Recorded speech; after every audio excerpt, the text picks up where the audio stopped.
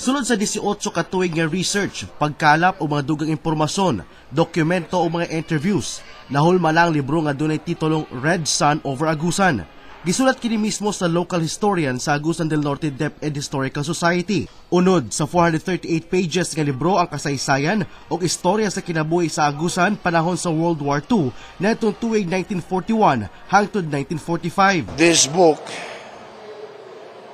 was written because in the long history of Agusan, this is the only part of the episode of our history na parang hindi nabigyan ng puna.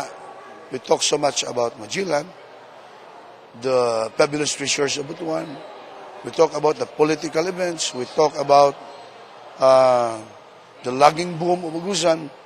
But here is a part of the history of Agusan which is the most critical, most dramatic, and parang nandito yung sacrifices ng ating mga local heroes. Bida sa libro ang mga iladong apelyido karon sa Kabadbaran ug Agusan del Norte nga nahimo mga bayani panahon sa gyera. Sama nila Captain Jose Villanueva nga nahimong leader sa pinakaunang guerrilla group sa Kabadbaran, Captain Lenyo Atega, Virgilio Atega ug Captain Benjamin Famador. Nalipay ko kayo ani ni kay first time ni nga dunay libro nga nasuwat pag hatag og importansya sa heroism nga gihimo sa atong mga igsuo mga Agusano na Kabadbarano nitong panahon na. Nailhang pipila sa mga mahinatagong negosyante nga Agusan Chinese ang magtiayong Kongtet o Paksi sa Tubay. Taga-suporta usab kini kaniadto sa underground army.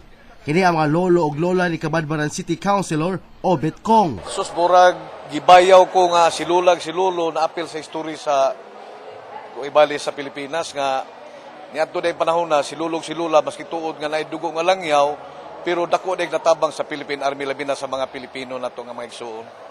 Limitadong kopya pa lamang sa libro ang naimantala ug laumang mapalit na kini sa mga nag-unang bookstore sa nasod sa kantidad nga 800 pesos.